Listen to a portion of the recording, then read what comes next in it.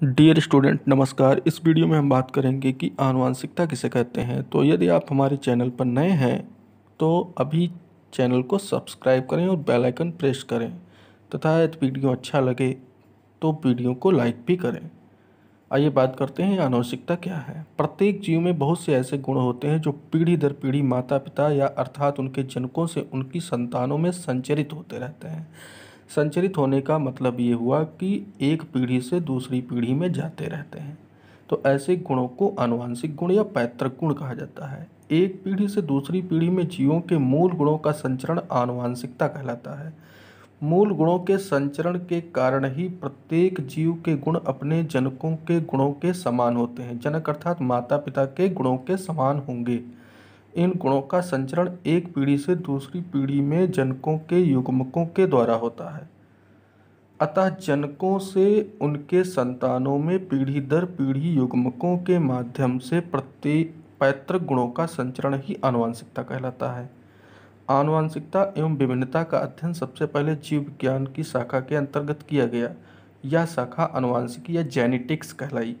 Gregor John Mendel ने अपने वैज्ञानिक खोजों से आधुनिक आनुवंशिकी की नींव डाली, इसलिए उन्हें आनुवंशिकी का पिता कहा जाता है। Father of genetics Gregor John Mendel को कहते हैं। ग्रेगर जॉन मेंडल के आनुवंशिकता के नियम क्या हैं? तो ग्रेगर जॉन मेंडल ऑस्ट्रिया देश के ब्रून नामक स्थान पर ईसाइयों के एक मठ में पादरी थे। मठ में पादरी का अर्थ हुआ कि वो पुजारी थे।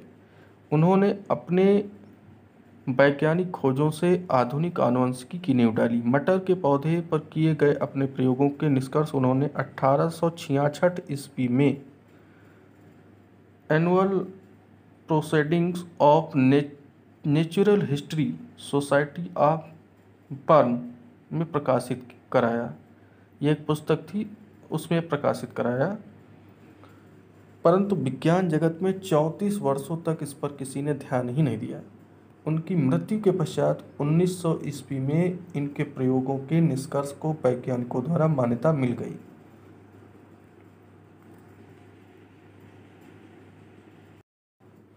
मेंडल ने अपने प्रयोगों के लिए मटर के 7 जोड़ी गुणों को चुना, जिनमें से प्रत्येक जोड़े का एक गुण प्रयोग के दौरान दूसरे गुण को दबाने की क्षमता रखता था।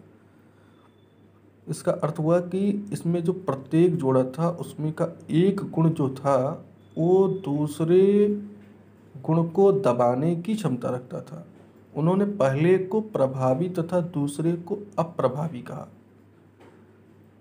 ऐसे गुणों को इन्होंने लिया जो पहला गुण था प्रभावी और दूसरा अप्रभावी था। मेंडल ने गुणों की वंशागत के लिए जिम्मेदार इन कारकों को एक प्रतीक से व्यक्त किया। गुणों के जोड़ों में से उन्होंने प्रभावी लक्षण के कारक को अंग्रेजी के बड़े अक्षर तथा अप्रभावी लक्षण के कारक को अंग्रेजी के छोटे अक्षर से व्यक्त किया।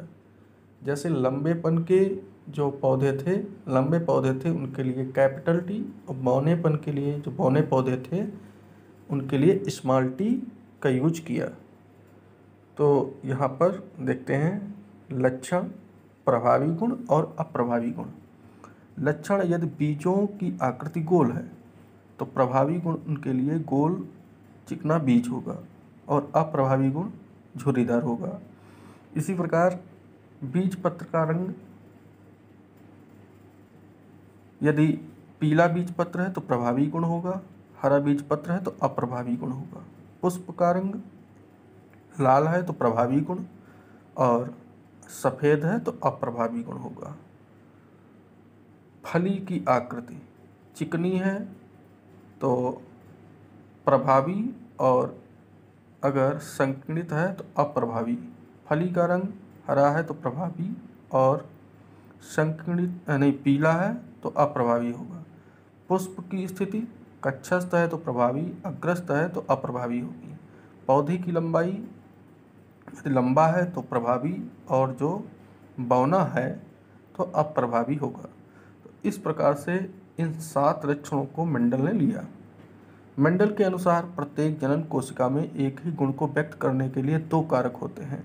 जब ये दोनों कारक समान हो तो इस स्थिति में समयुग्मनजी तथा जब ये विपरीत हो तो इस स्थिति में विषमयुग्मनजी कहलाते हैं।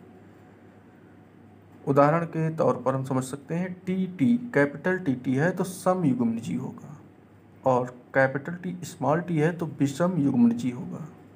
मेंडल ने पहले एक जोड़ी विपरीत गुणों और फिर दो जोड़ी विपरीत गुणों की वंशागति का अध्ययन किया, जिन्हें क्रमशः एक संकरी क्रॉस तथा द्विसंकरी क्रॉस कहते हैं।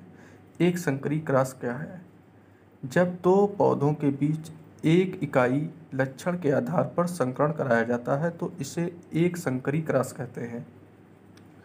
एक संकरी क्रॉस में मेंडल ने मटर के पौधों की दो ऐसी उपजातियों को चुना जिनमें विपरीत लक्षणों के जोड़ों में एक लंबा था तथा दूसरा बौना था। इनका आपस में क्रॉस कराया तो देखा कि पहली पीढ़ी अर्थात F1 पीढ़ी, F1 जनरेशन जो थी, उनसे जो बीज प्राप्त हुए, जो बीजों द्वारा जो पौधे प्राप्त हुए, वे सभी लंबे थे।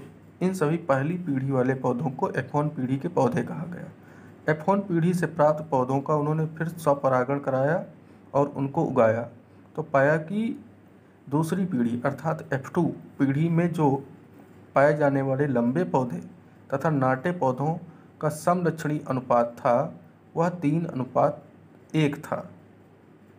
फिनोटाइपिक रेशियो ये जो था वो 3:1 था। इस प्रकार के अनुपात को एक संकरी अनुपात मोनोहाइब्रिड रेशियो भी कहते हैं।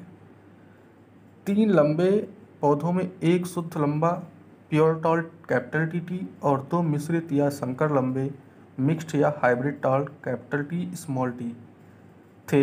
एक बौना पौधा जो F2 पीढ़ी से बना था वह शुद्ध बौना पौधा था।